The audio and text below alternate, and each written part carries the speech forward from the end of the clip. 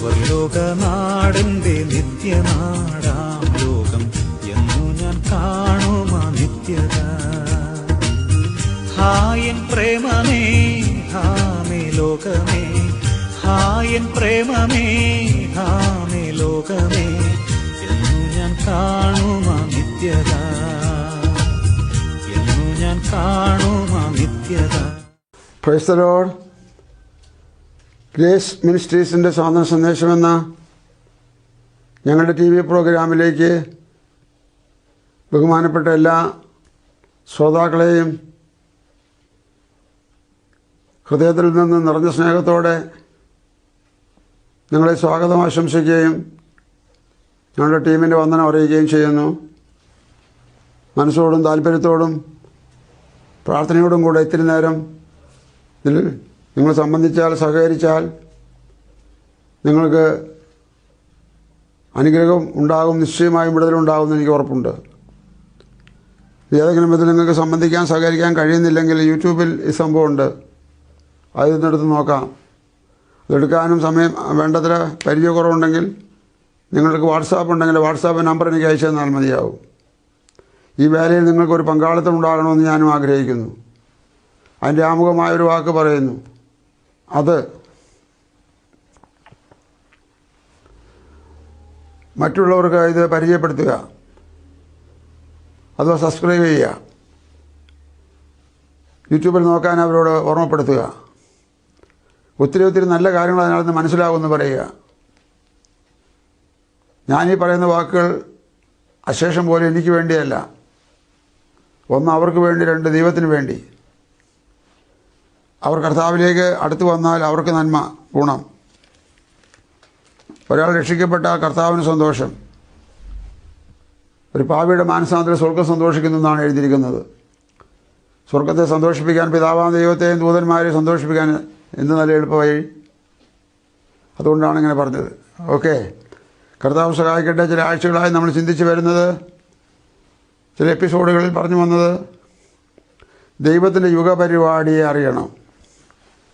ഇന്നതിൻ്റെ അടുത്ത ഭാഗത്തേക്ക് വരികയാണ്. ദൈവത്തിൻ്റെ യുഗപരിപാടി. ഈ യുഗപരിപാടിയിൽ കൃപായുഗം ആരംഭിച്ചിരിക്കുന്നു, കൃപായുഗം തുടരുന്നു. അതുകൊണ്ട് ഇന്ന് ചിന്തിക്കുന്ന ക്രിസ്തുവിന് മുൻപും പിൻപും എന്ന വചനമാണ്, എന്ന വിഷയമാണ് ചിന്തിക്കുന്നത്. ക്രിസ്തുവിന് മുൻപും പിൻപും. അതിനുവേണ്ടി ഗലാത്യ ലേഖനം 3-ാം അധ്യായം 13-ാം വാക്യം വായിക്കാം. ഗലാത്യ ലേഖനം 3-ാം അധ്യായം 13-ാമത്തെ വാക്യം. മരത്തിന്മേൽ തൂങ്ങുന്നവനെല്ലാം ശപിക്കപ്പെട്ടവനെന്ന് എഴുതിയിരിക്കുന്നത് പോലെ ക്രിസ്തു നമുക്ക് വേണ്ടി ശാപമായി തീർന്നു. എഴുതിയിരിക്കുന്നത് ന്യായപ്രമാണ പുസ്തകത്തിലാണ്, അതോ ആവർത്തന പുസ്തകത്തിൽ 21-ാം അധ്യായത്തിലാണ്. അതിനിപ്പോൾ വായിക്കുന്നില്ല, പെട്ടെന്ന് പറഞ്ഞു പോവുകയാണ്. ക്രിസ്തു നമുക്ക് വേണ്ടി ശാപമായി.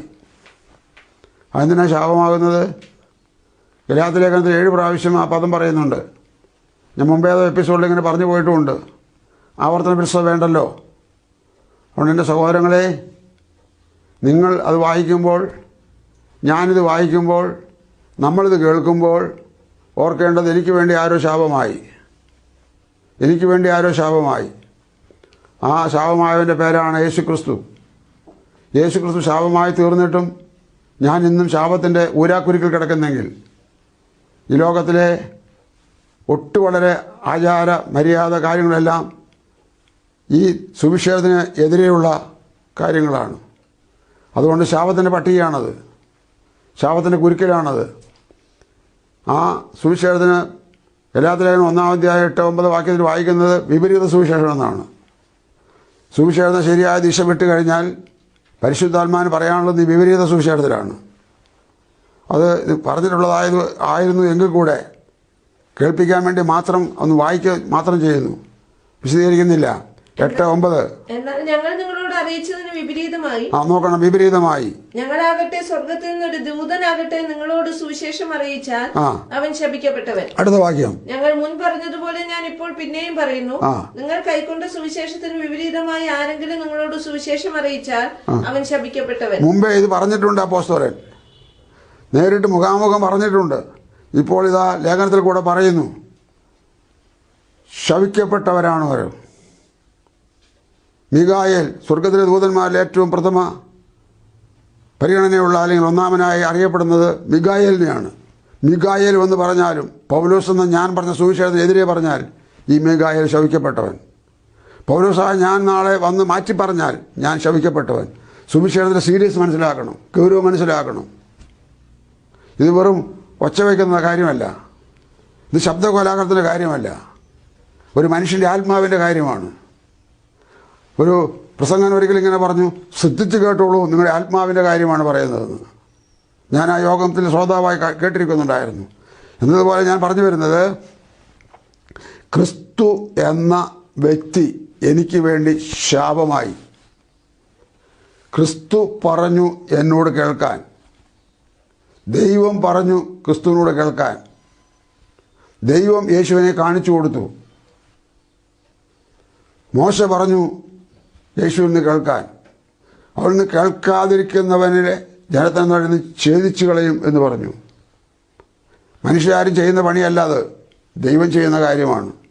അങ്ങനെ വരുമ്പോൾ എൻ്റെ ശാപത്തിന് പകരം ഞാൻ ശാപമാകേണ്ട സ്ഥാനത്ത് അത് കൈമാറി മേടിച്ചുകൊണ്ട് മറ്റൊരാൾ ബാങ്കിൽ ഞാൻ കൊടുത്തു തീർക്കേണ്ട കടം കൊടുക്കാത്തത് കൊണ്ട് എൻ്റെ വീട് ജപ്തി വന്നപ്പോൾ, അല്ലെങ്കിൽ എൻ്റെ വസ്തുക്കൾ ജപ്തി വന്നപ്പോൾ മറ്റൊരാൾ കൊടുത്തു തീർത്ത് തന്നെ സ്വതന്ത്രനാക്കുന്നത് പോലെ ദൈവമുമ്പാകെ കൊടുത്തു തീർക്കേണ്ട പാപത്തിൻ്റെ കടമാകുന്ന ന്യായവിധിയാകുന്ന കഠോര വിഷയത്തിൽ നിന്ന് എന്നെ പുറത്തു കൊണ്ടുവരുവാൻ, എന്നെ അതിൽ നിന്ന് അഴിച്ചുവിടുവാൻ ക്രിസ്തു എനിക്ക് വേണ്ടി ശാപമായി.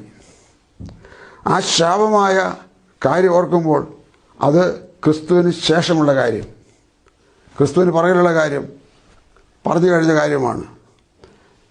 ഇപ്പോൾ നമ്മൾ ചിന്തിച്ചും പറഞ്ഞു വരുന്നത് കൃപായുഗം ആരംഭിക്കുന്നതിൻ്റെ പച്ചയായ പരസ്യമായ അടയാളങ്ങളായിരുന്നു.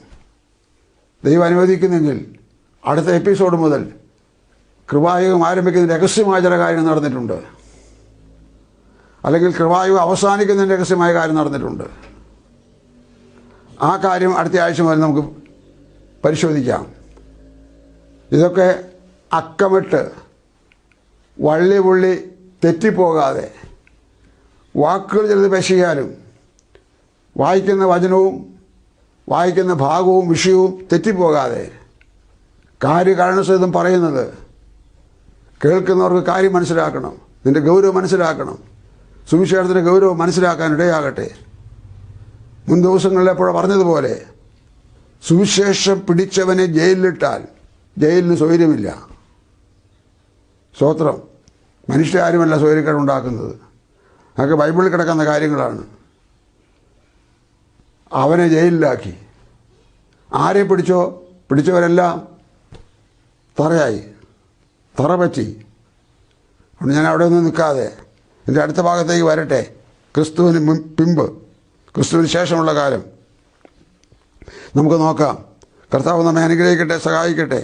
ഇതറിയാൻ കർത്താവ് നൽകിയിരിക്കുന്ന 2 എളുപ്പ വഴികളുണ്ട്.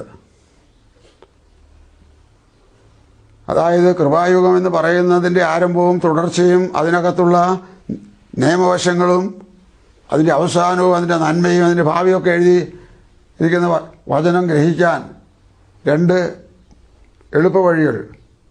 ഞാൻ പ്രാർത്ഥിച്ചപ്പോൾ ജനത്തോട് പറയാൻ എനിക്ക് ദൈവം ഏൽപ്പിച്ചെന്ന ദൂതാണത്. 1, ദൈവവചനത്തിൽ അവർ വിശ്വാസവും താല്പര്യവും പ്രകടിപ്പിച്ച് വായിക്കട്ടെ. 2, ശുശ്രൂഷകന്മാരെ നിയമിച്ചിട്ടുണ്ട്, അവരൊന്ന് പഠിക്കട്ടെ. സ്തോത്രം. എന്ത്? അതിൻ്റെ വചനം ഇങ്ങനെയാണ്: ദൈവം ചിലരെ അപ്പോസ്തലന്മാരായും ചിലരെ പ്രവാചകന്മാരായും ചിലരെ സുവിശേഷകന്മാരായും ചിലരെ ഇടയന്മാരായും ചിലരെ ഉപദേഷ്ടാക്കന്മാരായും 5 ഭാഗം ആൾക്കാരെ നിയമിച്ചിട്ടുണ്ട്. മലയാളത്തിൽ നിയമിച്ചു എന്നാണെങ്കിൽ അത് ഇംഗ്ലീഷിലെ ആദ്യകാല പുസ്തകത്തിൽ പരിശോധിച്ചാൽ കാണാം. അപ്പോയിൻമെൻ്റ് ചെയ്തിട്ടുണ്ട്. ആർക്ക് വേണ്ടി? അത് നാം എല്ലാവരും, ഇങ്ങനെയാണ് വായിക്കുന്ന, പിന്നെ നാം എല്ലാവരും അവൻ്റെ വചനത്തിൽ പരിജ്ഞാനമുള്ളവരായി യേശുക്രിസ്തു തലയോളം വളർന്ന് അവൻ്റെ രാജ്യത്തിൽ എത്തിച്ചേരേണ്ടതിന് വേണ്ടി ദൈവത്തിൻ്റെ വരദാനങ്ങളാണത്. 2 എളുപ്പവഴി: 1 വചന സ്വയമായി വായിക്കുക, 2 ഇങ്ങനെയുള്ളവരെന്ന് കേട്ട് പഠിക്കാൻ സമയം കണ്ടെത്തുക, ഒരുക്കപ്പെടുക. അല്ല ഇങ്ങനെ തിന്നും കുടിച്ചും ഉണ്ടുറങ്ങി പോയാൽ മതി എന്നാണോ? മതി, അതാണ് നിങ്ങൾക്ക് ഇഷ്ടമെങ്കിൽ അത് മതി. ഇപ്പോഴത്തെ ഈ കാര്യം കൊടുങ്കാറ്റിന് മുമ്പിൽ ശാന്തതയാണെന്ന് ഓർത്തോണം. വലിയൊരു കൊടുങ്കാറ്റ്, ഈ പറയുന്ന സുനാമി കൊടുങ്കാറ്റല്ല അത്, അതല്ലെങ്കിൽ ഉരുൾപൊട്ടുന്ന കൊടുങ്കാറ്റല്ല അത്. ദൈവത്തിൻ്റെ കോപത്തിൻ്റെ കൊടുങ്കാറ്റ് വരാനുണ്ട്. വായിച്ച് പറഞ്ഞ കാര്യമായിരിക്കും തോന്നിയാൽ തന്നെ കൊടുങ്കാറ്റെന്ന് പറഞ്ഞു പോയതുകൊണ്ട്, നാവിലങ്ങനെ വന്നതുകൊണ്ട് ആ വാക്യം ഒന്ന് വായിച്ചേക്കാം. യോഹന്നാൻ 3:36 അത് വായിക്കുന്നത്. യോഹന്നാൻ എഴുതിയ സുവിശേഷം 3:36. വലിയൊരു കൊടുങ്കാറ്റ് വരാനുണ്ട്. സ്തോത്രം. 3:36. പുത്രനിൽ വിശ്വസിക്കുന്നവന് നിത്യജീവനുണ്ട്, പുത്രനെ അനുസരിക്കാത്തവനോ ജീവനെ കാണുകയില്ല, ദൈവക്രോധം അവന്റെ മേൽ വസിക്കുന്നതേയുള്ളൂ. പുത്രനെ അനുസരിക്കാത്തവൻ, പുത്രൻ എന്ന് പറഞ്ഞത് യേശുക്രിസ്തുവിനെയാണെന്ന് ഏത് കൊച്ചു വായിച്ചാലും അതിന് മനസ്സിലാവും, ഏത് മതക്കാരനായാലും മനസ്സിലാവും. യേശുക്രിസ്തുവിനെ അനുസരിക്കാത്തവൻ, യേശുക്രിസ്തുവിനെ വിശ്വസിക്കാത്തവൻ, അവൻ്റെ മേൽ ദൈവക്രോധം വസിക്കുന്നു. കൃപായുഗകാലമായതിനാൽ ദൈവത്തിൻ്റെ കോപം ഇപ്പോൾ വെളിപ്പെടാൻ കഴിയാതിരിക്കുന്നു. ദൈവം വലഭാഗെ രാവും പകലും ഒരേപോലെ ഇരുന്ന് ലോകത്തിലെ പാപികളായ മനുഷ്യവർഗത്തിന് വേണ്ടി പിതാവിനോട് യേശു മധ്യസ്ഥം ചെയ്യുന്നു. സഭയ്ക്ക് വേണ്ടി യേശു പിതാവിനോട് അപേക്ഷിക്കുന്നു. ഈ കാരണങ്ങളാൽ ദൈവകോപം വെളിപ്പെടാതിരിക്കുന്നു. കൃപായുഗത്തിൻ്റെ വാതിലടഞ്ഞാൽ അറിയാൻ ആഗ്രഹിക്കുന്ന ഏതൊരു ബാലകനും ബാലികയ്ക്കും വെളിപ്പാട് പുസ്തകം 6 മുതൽ വായിച്ചാൽ കാണാവുന്നതാ 18 വരെയുള്ള അധ്യായങ്ങളിൽ. സ്തോത്രം. കളി പറയുന്ന കാര്യമല്ല ഇത് സീരിയസ് എമർജൻസി കേസാണിത്. എൻ്റെ സ്വന്തം ഭാഷയിൽ ഞങ്ങൾ തമ്മിൽ പറയാറുള്ളത്, ഇത് വെന്റിലേറ്ററിൻ്റെ കാര്യമാണ് ഞാൻ പറയുന്നത്. അങ്ങോട്ടോ ഇങ്ങോട്ടോ എന്ന് അറിയാൻ തീർപ്പ് കൽപ്പിക്കുന്ന സ്ഥലമാണ് വെന്റിലേറ്റർ. ആ വെന്റിലേറ്ററിൽ കിടക്കുന്നത് പോലെയാണ് സുവിശേഷത്തിൻ്റെ സത്യം. ഈ സത്യത്തെ ചവിട്ടി മെതിച്ച് യൗവനത്തിൻ്റെ തിളക്കത്തിൽ, ലോകത്തിൻ്റെ തിരക്കിൽ, അങ്ങനെ സമൂഹത്തിലെ പല കാര്യങ്ങളുള്ള ബന്ധത്തിൽ, രാഷ്ട്രീയ തോണിയിൽ കാലം പോക്കുന്ന സുഹൃത്തുക്കളെ, ലോകമേ അത് ആവശ്യമാണെന്ന് സമ്മതിക്കുന്നു. പക്ഷേ അതിനപ്പുറത്തുള്ളൊരാവശ്യമായത്, അതിനേക്കാൾ ശ്രേഷ്ഠവും മേജറായൊരു ആവശ്യമാണിത്. ഇതിനെ നിങ്ങൾ നിസ്സാരവൽക്കരിക്കുന്നോ? ഇതിനെ നിങ്ങൾ സാധാരണ പോലെ എണ്ണുന്നോ? അയ്യോ, നിങ്ങളെക്കുറിച്ച് വേറെ ഒന്നും എനിക്ക് പറയാനില്ല, ചിന്തിക്കാൻ കഴിയുന്നില്ല, അത്ര ഭീകരമാണിത്. വിശ്വസിച്ചാൽ അത്രത്തോളം അനുഗ്രഹമാണ്, തള്ളിക്കളഞ്ഞാൽ അത് ഭീകരമാണ്. അതുകൊണ്ട് നിങ്ങൾ ഈ കാര്യം മനസ്സിലാക്കി കർത്താവിലേക്ക് വരുവാൻ മുഖാന്തരമായി തീരട്ടെ. ഈ മതത്തിലേക്ക് വരുവാൻ എന്ന് ആരെങ്കിലും പറഞ്ഞെങ്കിൽ വെറും സീറോയാണത്, വട്ടപൂജ്യമാണത്. അങ്ങനൊരു മതം കർത്താവിനില്ല. കർത്താവ് പ്രത്യേക ഒരു മതത്തെ സ്നേഹിക്കുന്നെങ്കിൽ മറ്റു മതങ്ങളെയൊക്കെ ദോഷിക്കുന്നു എന്നല്ലേ? ഇല്ല. എല്ലാ മതങ്ങളെയും കർത്താവ് സ്വീകരിക്കുന്നു, അഥവാ എല്ലാ മതങ്ങളെയും കർത്താവ് ഇഷ്ടപ്പെടുന്നു. മതമായതുകൊണ്ട് ഇഷ്ടപ്പെടുകയല്ല, മനുഷ്യനെയാണ് ഇഷ്ടപ്പെടുന്നത്. ഇഷ്ടപ്പെടുന്ന മനുഷ്യനോട് സത്യത്തിലേക്ക് വരാനായിട്ട് ആഹ്വാനം ചെയ്ത് ഇത്രയേ ഉള്ളൂ കർത്താവിൻ്റെ ഭാഗം. കർത്താവ് ഒരൊറ്റ മതവും സ്ഥാപിച്ചിട്ടില്ല. അതുകൊണ്ട് മതങ്ങളുടെ പേര് പറഞ്ഞ് രക്ഷപ്പെടാമെന്ന് വിചാരിക്കേണ്ട, സാധ്യമല്ല. ഒരു കർമ്മങ്ങളും ആത്മരക്ഷയ്ക്ക് ഉതകുന്നില്ല. പറഞ്ഞു വരുന്ന കാര്യം, ക്രിസ്തുവിന് ശേഷമുള്ള കാലം, ശാപത്തിൻ്റെ പിടിയിൽ നിന്നുള്ള വിടുതൽ, കുടുംബത്തിൽ ശാപം, മനുഷ്യ ഓരോരുത്തരും ശാപം, അവിടെ സമൂഹത്തിൽ ശാപം. ഞാൻ പറയുന്ന ശാപം ആരെങ്കിലും കെട്ടിവെച്ച കൂടോത്രത്തിന് ശാപമല്ല പറയുന്നത്, സുവിശേഷ സത്യത്തിനെതിരെ നിൽക്കുന്നതാണ് ശാപം. വായിച്ചു കേട്ടില്ലേ? ക്രിസ്തു മരത്തിന്മേൽ തൂങ്ങുന്നതല്ല ശപിക്കപ്പെട്ടവൻ എഴുതിയിരിക്കെ ക്രിസ്തു മനുഷ്യൻ്റെ ശാപത്തിന് പകരം തൂക്കപ്പെട്ട് മരിച്ചു. ഒരു മരത്തടിയിൽ തൂക്കപ്പെട്ട് മരിച്ചു. അതാണ് മരത്തിന്മേൽ തൂങ്ങുന്നതെല്ലാം ശപിക്കപ്പെട്ടവൻ എഴുതിയിരിക്കുന്ന പോലെ ക്രിസ്തു നമുക്ക് വേണ്ടി ശാപമായി തീർന്നു. ഇത്രയും നമുക്ക് വേണ്ടി ചെയ്ത ഈ ക്രിസ്തുവിനെ സ്തോത്രം സ്തോത്രം.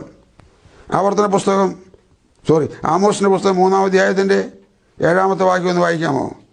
ആമോസിൻ്റെ പുസ്തകം 3-ാം അധ്യായത്തിൻ്റെ 7-ാമത്തെ വാക്യം. യഹോവയായ കർത്താവ് പ്രവാചകന്മാരായ തന്റെ ദാസന്മാർക്ക് തന്റെ രഹസ്യം വെളിപ്പെടുത്താതെ ഒരു കാര്യവും ചെയ്യുകയില്ല. വരാനുള്ള ഓരോ കാര്യങ്ങളെക്കുറിച്ചുള്ള രഹസ്യങ്ങൾ തൻ്റെ ജനത്തിന് വെളിപ്പെടുത്താതെ, നേരത്തെ മുന്നറിയിപ്പ് കൊടുക്കാതെ ഒരു കാര്യവും ചെയ്യുകയില്ല. സ്തോത്രം. അതുകൊണ്ട് നമ്മുടെ കുടുംബ പ്രശ്നത്തിൻ്റെ കാരണം, വ്യക്തിപരമായ പ്രശ്നങ്ങളുടെ കാരണം, നമ്മുടെ ജീവിതത്തിൻ്റെ തകർച്ചയുടെയും തളർച്ചയുടെയും കാരണം കണ്ടുപിടിക്കാനുള്ള ഏറ്റവും നല്ലൊരു സ്റ്റെതസ്കോപ്പാണ്, അല്ലെങ്കിൽ ടെസ്റ്റിൻ്റെ ഒരു നല്ല ചാനലാണ് ബൈബിള്. നോക്കൂ, നിങ്ങളുടെ ആ വിഷയം എത്ര പഴക്കമുള്ള സീരിയസ് ഉള്ള കാര്യമാകട്ടെ, കൊണ്ടുവരൂ കർത്താവിൻ്റെ അടുത്തേക്ക് കൊണ്ടുവരൂ. ലോകത്തിൻ്റെ പിന്നാലെ പോകല്ലേ. സ്തോത്രം. ആസ്പത്രി പോകരുതെന്നല്ല പറഞ്ഞത്. അതൊക്കെ നിങ്ങളുടെ വ്യക്തിപരമായ കാര്യം. പൊതുവായ കാര്യം പറയുമ്പോൾ നിങ്ങളുടെ ഏത് പ്രശ്നത്തിൻ്റെയും ഒരു മറുപടി നൽകുവാൻ കർത്താവിൻ്റെ അരികത്തുണ്ട് എന്ന് നിങ്ങളെ പറഞ്ഞ് കേൾപ്പിക്കുകയാണ് ചെയ്തത്. 2 കൊരിന്ത്യർ ലേഖനം 6-ാം അധ്യായത്തിൻ്റെ 2-ാമത്തെ വാക്യം ഒന്ന് വായിച്ചു നോക്കാം.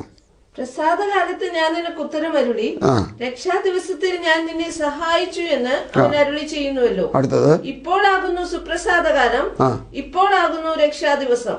ഇപ്പോഴാകുന്നു പറയുന്ന കാര്യം എന്താണെന്നറിയില്ല. എന്നാൽ ബൈബിളിലെ ദൈവിക വെളിപ്പാടിനാൽ കൃപായുഗകാലത്തിൽ ക്രിസ്തുവിന് മുൻപ് ന്യായപ്രമാണകാലം, ക്രിസ്തുവിന് പിൻപ് കൃപായുഗകാലം. ഈ കാലം ഒരു ഫ്രീ ചാൻസ് സകല മനുഷ്യർക്കും വേണ്ടി. ഇത്രയും ദീർഘമായ കാലഘട്ടം അഥവാ സഹസ്രാബ്ദ വർഷങ്ങൾ വേറെ ഒരു യുഗത്തിനും കിട്ടിയിട്ടില്ല. ഇതിനത്രയും വില കൊടുത്തതാണ് യേശു. അത്രയും വില കൊടുത്തതാണ്. പൊന്നും വെള്ളിയുമല്ല വില കൊടുത്തത്, കറൻസിയും വസ്തുമയമായ മറ്റൊന്നുമല്ല വില കൊടുത്തത്. യേശു വില കൊടുത്തത് പാപമില്ലാത്ത പാവനമായ പരിശുദ്ധ രക്തം വില കൊടുത്തു. അവൻ നിങ്ങളെ വിലയ്ക്ക് വാങ്ങിയിരിക്കുന്നു എന്ന് വചനത്തിൽ രേഖപ്പെടുത്തിയിരിക്കുന്നു. അവൻ എന്നെ വിലയ്ക്ക് വാങ്ങി. എന്നിട്ട് പറഞ്ഞു, ഇനി നിങ്ങൾ താന്താങ്ങൾക്കുള്ളവരല്ലല്ലോ എന്ന് നിങ്ങൾ അറിയുന്നില്ലേ? അതെ, ഞാൻ ഇനി എനിക്കുള്ളവനല്ല, മനുഷ്യൻ്റെ ആർക്കും ഉള്ളവനല്ല. ഞാനാകുന്ന വ്യക്തി ഏറ്റവും ഒന്നാമത്തേതും പ്രഥമമായതുമായ സ്ഥാനം ദൈവത്തിനുള്ളതാണ്. ദൈവാത്മാവാണ് എന്നെ നിയന്ത്രിക്കേണ്ടത്. സ്തോത്രം. ദൈവാത്മാവ് നിയന്ത്രിക്കുന്നില്ലെങ്കിൽ ഞാൻ എൻ്റെ വഴിയിൽ നടക്കും. ആഴ്ചയിൽ ഒരിക്കലോ 2 പ്രാവശ്യമോ ഒരു പക്ഷേ പ്രാർത്ഥനാ സ്ഥലത്തൊക്കെ പോയിരിക്കാം. അവിടെ പോയിരുന്നത് പോലെ കണ്ടു, കേട്ടു, അതുപോലെ മടങ്ങി പോകുന്നു. വ്യത്യാസമില്ല. എന്നാൽ പരിശുദ്ധാത്മാവ് ആണ് നിയന്ത്രിക്കപ്പെടുന്നതെങ്കിൽ അവിടെ പറഞ്ഞൊരു പ്രയോഗമുണ്ട്. ആ പ്രയോഗം നിങ്ങൾ അറിയാതെ പോകരുത്. സ്തോത്രം. ദൈവം നിങ്ങളെ അനുഗ്രഹിക്കട്ടെ. ആ പ്രയോഗം റോമാലേഖനം 12-ാം അധ്യായത്തിൻ്റെ 1-ാമത്തെ വാക്യത്തിലുണ്ട്. ആ പ്രയോഗം പ്രാർത്ഥനാ സ്ഥലത്ത് പോയാൽ, ആരാധനാ സ്ഥലത്ത് പോയാൽ, ആത്മീയ യോഗങ്ങൾക്ക് പോയാൽ എന്ത് സംഭവിക്കണമെന്നുള്ളത് ദൈവാത്മാവിൻ്റെ ജഡ്ജ്മെൻ്റ് അവിടെയുണ്ട്, സ്റ്റേറ്റ്മെൻറ്റ് വിധിയായിട്ട് അവിടെയുണ്ട്. നോക്കിയാട്ടെ 12:1 റോമാലേഖനം. സഹോദരന്മാരെ, ആ ഞാൻ ദൈവത്തിന്റെ മനസ്സറിവ് ഓർപ്പിച്ച് നിങ്ങളെ പ്രബോധിപ്പിക്കുന്നത്, യെസ് നിങ്ങൾ ബുദ്ധിയുള്ള ആരാധനയായി ആ നിങ്ങളുടെ ശരീരങ്ങളെ ജീവനും വിശുദ്ധിയും ദൈവത്തിന് പ്രസാദവുമുള്ള യാഗമായി സമർപ്പിപ്പീൻ. ആ ഈ ലോകത്തിന് അനുരൂപമാകാതെ ആ ഒന്നുകൂടി. ഈ ലോകത്തിന് അനുരൂപമാകാതെ യെസ് നന്മയും പ്രസാദവും പൂർണ്ണതയുമുള്ള ദൈവഹിതം ഇന്നതെന്ന് തിരിച്ചറിയേണ്ടതിന് മനസ്സ് പുതുക്കി രൂപാന്തരപ്പെടുവിൻ. ഈ ലോകത്തിന് അനുരൂപരാകാതെ ആർക്ക് പറ്റും? ആർക്ക് പറ്റും? ദൈവത്തെ സാക്ഷി വെച്ച് കൈകൂപ്പി സല്യൂട്ട് ചെയ്തുകൊണ്ട് പറയട്ടെ, എനിക്ക് പറ്റും, എനിക്ക് പറ്റും. എങ്ങനെ? നിങ്ങളറിയാൻ വേണ്ടിയിട്ടാണ് ഞാൻ ഇത്ര ലളിതമാക്കിയത് പറയുന്നത്. ക്രിസ്തുവിന് ശേഷമുള്ള കാലം പറഞ്ഞുകൊണ്ടിരിക്കുന്നത്.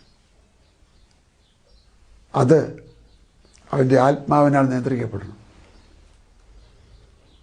അവൻ്റെ ആത്മാവിനാൽ. സ്തോത്രം. ആ പരിശുദ്ധാത്മാവിനാൽ നിയന്ത്രിക്കപ്പെടുമ്പോൾ എനിക്ക് പറ്റും. എനിക്ക് പറ്റത്തില്ല.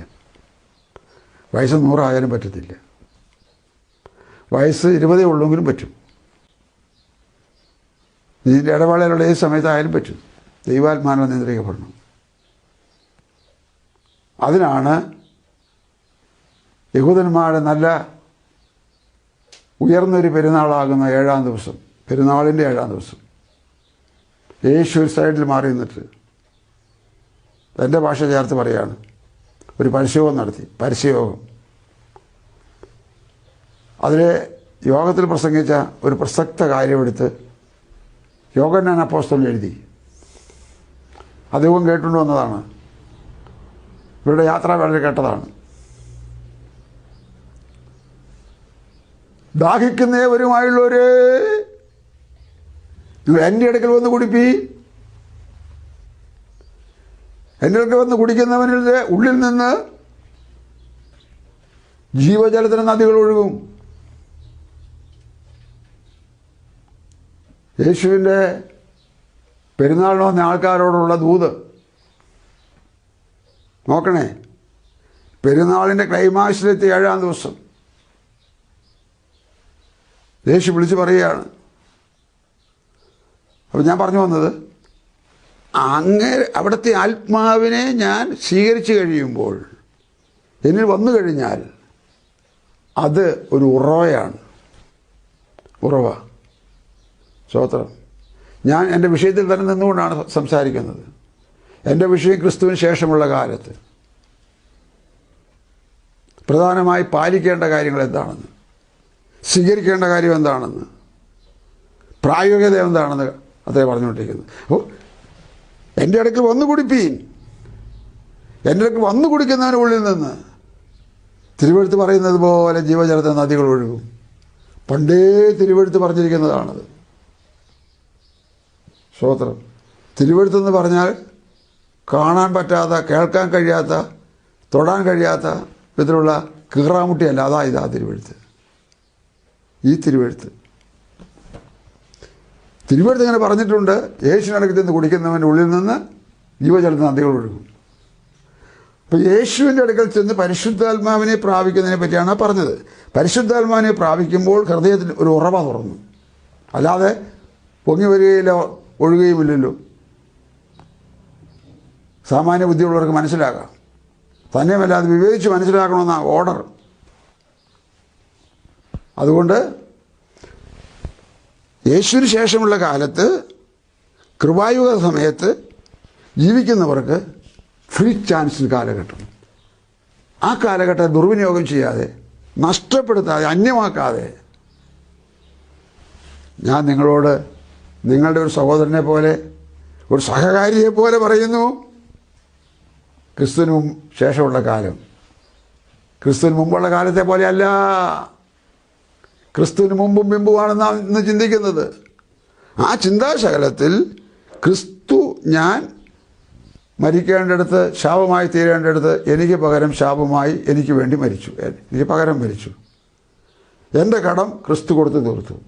ഞാൻ സ്വതന്ത്രനായി. ഇനി എൻ്റെ ബാധ്യത, എൻ്റെ ഉത്തരവാദിത്വം, സാമാന്യ മര്യാദ യേശുവിനോട് കൂടെ നിൽക്കുക എന്നുള്ളതാണ്. എന്നത്തെ വിടുവിച്ചല്ലോ. ആ വലിയ കടത്തിൽ നിന്ന്, ജപ്തിയിൽ നിന്ന് എന്നെ വിടുവിച്ചല്ലോ. ബാങ്കിലെ കടവും ജപ്തിയും മാത്രമേ നിങ്ങൾക്ക് അറിയാൻ പാടുള്ളൂ എങ്കിൽ അതിനപ്പുറത്തുള്ള ജപ്തിയെപ്പറ്റിയാണ് ഞാൻ പറയുന്നത്. കടത്തെപ്പറ്റിയാണ് ഞാൻ പറയുന്നത്. പാപത്തിൻ്റെ കടം, ദൈവം കൊടുക്കേണ്ട കടം, ദൈവമായിട്ട് നിരന്നുകൊള്ളേണ്ടതായ കാര്യം. ദൈവവും മനുഷ്യനുമായിട്ട് ഭിന്നതയിലാണ് എന്ന് പറഞ്ഞാൽ മനുഷ്യൻ്റെ പാപം നിമിത്തം ദൈവത്തോട് അടുക്കാൻ കഴിയാത്തതാണ് ഭിന്നത. ആ പാപത്തിന് പരിഹാരം വരുത്തിയ മനുഷ്യന് ഇവിടെ നിൽക്കാനുള്ള ഇന്ധനമാണ് പരിശുദ്ധാത്മാവിനെ പ്രാപിക്കുക എന്നുള്ളത്. ബോധം വരുത്തുക എന്ന് പറയും. അവൻ വന്നാൽ നമുക്ക് ബോധം വരുത്തും. അതിന് നേരെ ഓപ്പോസിറ്റ്, അതിൻ്റെ എതിർവശം എന്താണ്? അവൻ വരാതിരിക്കുന്നിടത്തോളം നിനക്ക് ആത്മീയമായ ബോധമില്ല. അവൻ നിൻ്റെ അടുത്ത് വന്നു, നിന്നെ ബോധം വരുത്താൻ തുടങ്ങും. അങ്ങനെ പറയരുത്, അങ്ങനെ പോകരുത്, അങ്ങനെ ചെയ്യരുത്, അങ്ങനെ ഇടപാടുകൾ നടത്തരുത്. ഒത്തിരി ചെറുതും വലുതുമായ സകല കാര്യങ്ങൾക്കും ബോധം വരുന്ന പരിശുദ്ധാത്മാവ്. എന്തോ ഞാൻ പറഞ്ഞു വന്നപ്പോൾ ഈ ആത്മാവിൻ്റെ കാര്യത്തിലേക്ക് വന്നെന്ന് എനിക്ക് തന്നെ ഉറപ്പില്ല. ഞാൻ പറയാൻ വിചാരിച്ചതുമല്ല. എന്നാൽ ക്രിസ്തുവിന് ശേഷമുള്ള കാലത്ത് നാം ക്രിസ്തുവിനോട് കൂടെ ജീവിക്കുന്നെങ്കിൽ, എൻ്റെ കടം കൊടുത്തു തീർത്ത ക്രിസ്തുവിനെ സേവിക്കുന്നെങ്കിൽ, സ്നേഹിക്കുന്നെങ്കിൽ, കരുതുന്നെങ്കിൽ, അനുകരിക്കുന്നെങ്കിൽ, അനുഗമിക്കുന്നെങ്കിൽ എന്നെ ക്രിസ്തു യേശു ജയോത്സവമായി നടത്തുന്ന ആത്മനിറവിനാണ് ഞാൻ ഉദ്ദേശിച്ച് പറഞ്ഞു വന്നത്. കർത്താവ് ഈ വചനങ്ങളാൽ നമ്മെ അനുഗ്രഹിക്കട്ടെ, നിറയ്ക്കട്ടെ. ഓരോ ആഴ്ചയിലും പറയുന്ന ഓരോ കാര്യങ്ങൾ മനസ്സിലാക്കാൻ ദൈവം ഞങ്ങളെ സഹായിക്കുമാറാകട്ടെ. അങ്ങനെ മനസ്സിലായാൽ നിങ്ങൾ വ്യത്യാസം വരും, നിങ്ങൾ അനുഗ്രഹിക്കപ്പെടും. സുവിശേഷത്തിൻ്റെ സത്യത്തിൽ ഒരു മനുഷ്യൻ യാഥാർത്ഥ്യമായി വന്നിട്ടുണ്ടെങ്കിൽ അവനത് മറ്റുള്ളവരോട് പറയാതിരിക്കത്തില്ല. അവന് ഭയം പോയി, പേടി പോയി, നടുക്കം പോയി. ആരോ എന്തോ എങ്ങനെയോ പറയട്ടെ, ചെയ്യട്ടെ, അതിനേക്കാൾ വലുത് കൈ കിട്ടിയല്ലോ, അതിനേക്കാൾ വലുതല്ലോ നിത്യജീവൻ, അതിനേക്കാൾ വലുതല്ലോ ആത്മരക്ഷ, അതിനേക്കാൾ വലുതല്ലോ ദൈവരാജ്യം, അതിനേക്കാൾ വലുതല്ലോ യേശുവിൻ്റെ വരവിൽ പങ്കാളിത്തം. പിന്നെ എന്തിന് ഭയപ്പെടണം? ആരെ ഭയപ്പെടണം? ഇതെൻ്റെ മൗലിക അവകാശമല്ലോ. എന്ത് വിശ്വസിക്കണം? ആരെ വിശ്വസിക്കണം? എങ്ങനെയാണ് ഞാൻ വസ്ത്രം ധരിക്കേണ്ടത്? എങ്ങനെയാണ് ഞാൻ ആരാധിക്കേണ്ടത്? എങ്ങനെയാണ് ഞാൻ എൻ്റെ ആത്മീയ കാര്യം, സ്വന്തം കാര്യം നോക്കേണ്ടത്? അതെൻ്റെ ആവശ്യമല്ലോ, എൻ്റെ മൗലിക അവകാശമല്ലോ. ശരി, കർത്താവ് വചനങ്ങളാൽ നിങ്ങളെ അനുഗ്രഹിക്കട്ടെ. ക്രിസ്തുവിന് പിമ്പുള്ള കാലം കൃപായുഗത്തിൻ്റെ കാലം. കൃപായുഗത്തിൻ്റെ കാലത്തിൽ ഈ നന്മകളുടെ കാലം, ഈ അനുഗ്രഹത്തിൻ്റെ കാലം, വരുവാനുള്ള നന്മകളുടെ മഹാപുരോഹിതനായിട്ട് വന്നവനാണ് യേശു. നന്മകളുടെ മഹാപുരോഹിതൻ വെറുതെ വന്നതല്ല. നന്മയും പ്രസാദവും പൂർണ്ണതയുള്ള ദൈവഗീതം അറിയാൻ മനസ്സ് പുതുക്കി രൂപാന്തരപ്പെടുക. മനസ്സ് പുതുക്കി രൂപാന്തരപ്പെടുക. സ്വർഗീയ പിതാവേ, യേശു ക്രിസ്തുവിൻ നാമത്തിൽ ഈ നല്ല പകലിനായിട്ട് കർത്താവിനെ സ്തുതിക്കുന്നു. കർത്താവേ, ഇന്ന് പകലിൽ ഈ വചനം ഈ പ്രിയപ്പെട്ടവരോട് പറയാൻ, ഈ ശ്രോതാക്കളെ അറിയിപ്പാൻ ഭാഗ്യം ലഭിച്ചതുകൊണ്ട് സ്തോത്രം. ആയിരങ്ങൾ പിന്നെയും ഇത് കേൾക്കാനിടയാകട്ടെ കർത്താവേ. അതേ, ഞങ്ങളുടെ ഈ പ്രഭാഷണങ്ങൾ യൂട്യൂബിലത്ത് കാണുന്നവരുടെ എണ്ണം വളരെ സംഖ്യാതീതം വർദ്ധിക്കുന്നുണ്ടല്ലോ. ഇനിയും അത് വർദ്ധിക്കട്ടെ. ഈ കേട്ടവരായ എല്ലാവർക്കും ഇത് അന്യോന്യം ഷെയർ ചെയ്യുവാൻ കൃപ നൽകണമേ. എല്ലാ മഹത്വം പങ്കെടുക്കണമേ. വിശുദ്ധ ജനത്തെ ചേർക്കുവാൻ രണ്ടാമതും വേഗം വരുന്ന യേശു ക്രിസ്തുവിൻ്റെ ധന്യമായ നാമത്തിൽ തന്നെ. ആമേൻ. God bless U.